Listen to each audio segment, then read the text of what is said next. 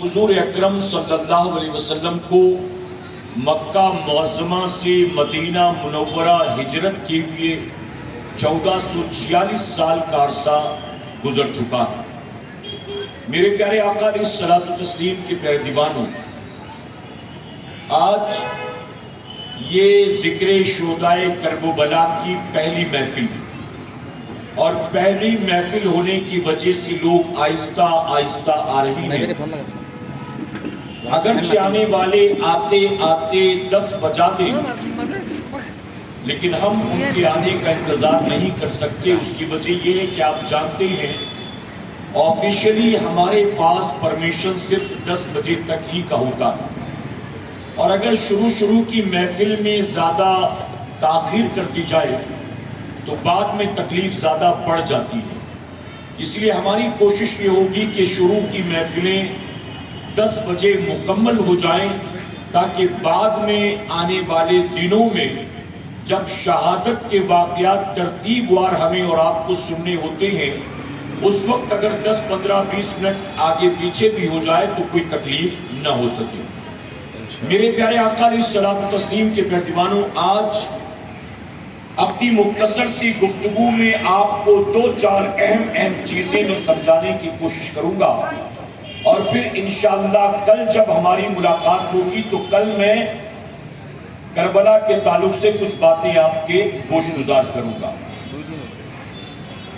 آپ جانتے ہیں کہ دنیا میں جب بھی نیا سال شروع ہوتا ہے دنیاوی اعتبار سے، تو لوگ اس نئے سال کو اپنے اپنے طور پر سیلیبریٹ کرتے ہیں، اس کو منایا کرتے ہیں۔ میرے پیارے آقا علیہ الصلوۃ والتسلیم کے پیارے دیوانوں، نیو ایئر کے سیلیبریشن کے نام پر دنیا کیا کرتی ہے یہ کسی سے ڈھکا چھپا نہیں۔ لوگ 31 نائٹ کو نئے سال کی آمد کا جشن مناتے ہیں، اور جشن منانے کے لیے وہ شراب پیتے ہیں، پٹاخے بازی کرتے ہیں، وہ جوئے کے اڈے پر جاتے ہیں، وہ زنا کے بازاروں میں جاتے ہیں، کوئی ناچتا گاتا ہے، کوئی سیر و تفریح کے لیے چلا جاتا ہے۔ تو مختلف انداز میں لوگ نیو ایئر سیلیبریٹ کرتے ہیں۔ اسی طرح سے لوگ نئے سال کے آنے پر ایک دوسرے کو مبارکباد دیتے ہیں، ہیپی نیو ایئر کہتے ہیں۔ میرے پیارے آقا علیہ الصلوۃ والتسلیم کے پیارے دیوانوں، ہمیں اور آپ کو بھی غور کرنا چاہیے کہ دنیا والے جس طرح سے نئے سال کے آمد کی خوشی مناتے ہیں، ہم بھی کم سے کم قرآن و سنت کے دائرے میں رہ کر نئے سال کے آمد کی خوشی کو ہم بھی منانے کی کوشش کریں۔ میں نے ابھی آپ کو 2 چیزیں بتائی۔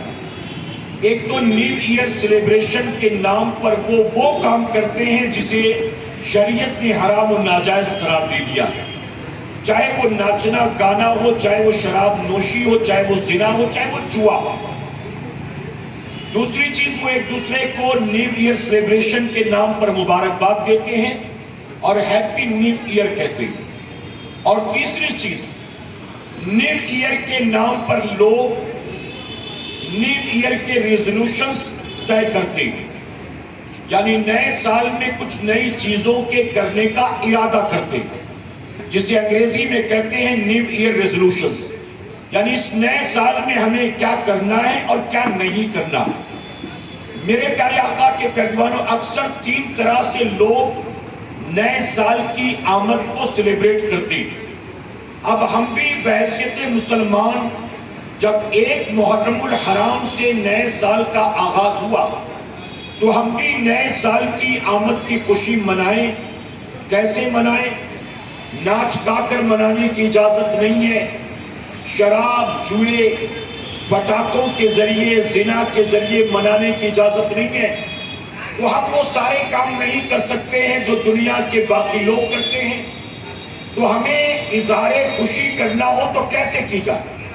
تو میرے پیارے آقا کے پیارے دیوانوں، اس کا بہترین طریقہ یہ ہے کہ جب اللہ ہمیں اور آپ کو نیا سال عطا کرے تو نئے سال کی آمد کی خوشی میں ہم 2 رکعت نماز شکرانے کی ادا کریں۔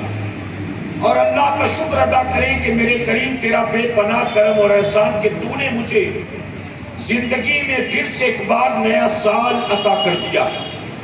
اس کی وجہ کہ یہ نیا سال ہمیں ملا تو یقیناً ہماری مرضی سے نہیں ملا بلکہ مولا کی مرضی سے ملا. کریکٹ ہے نا میرے پیارے آقا کے پیروانوں؟ آج 30 ذی الحجہ کی تاریخ تھی 1445 ہجری. اگر آج آپ بامبے کے تمام قبرستان میں جا کر دیکھتے تو آپ کو پتا چل جاتا کہ آج کے دن بھی نہ جانے کتنوں کا انتقال ہوا، نہ جانے کتنی نئی قبریں کھدی، نہ جانے کتنوں کا بھائی، کسی کا باپ، کسی کا بیٹا، کسی کا شوہر دنیا سے رخصت ہو گیا. تو آج کے دن بھی نہ جانے کتنی موتیں پوری دنیا میں ہوئی. اگر ہم اور آپ زندہ ہیں اور اللہ نے ہمیں اور آپ کو نیا سال عطا کر دیا تو اس پر ہمیں چاہیے کہ 2 رکعت شکرانے کی ادا کریں اور اپنے رب کی بارگاہ میں ہاتھ اٹھا کر یوں دعا کریں کہ مولا یہ نیا سال تو نے مجھے میری مرضی سے نہیں بلکہ اپنی مرضی سے عطا فرمایا.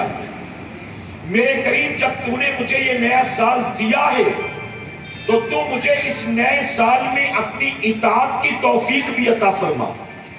اس نئے سال میں مجھے اپنے محبوب کی سنت پر عمل کی توفیق بھی عطا فرما.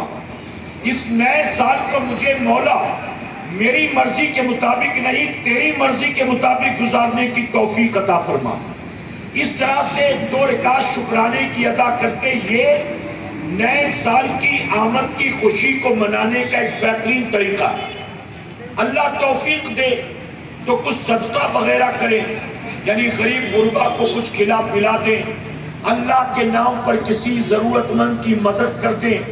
کوئی بیوہ ہو، مسکین ہو، بیمار ہو، یتیم ہو، کمزور ہو، اگر آپ اس کی مدد کر سکتے ہیں تو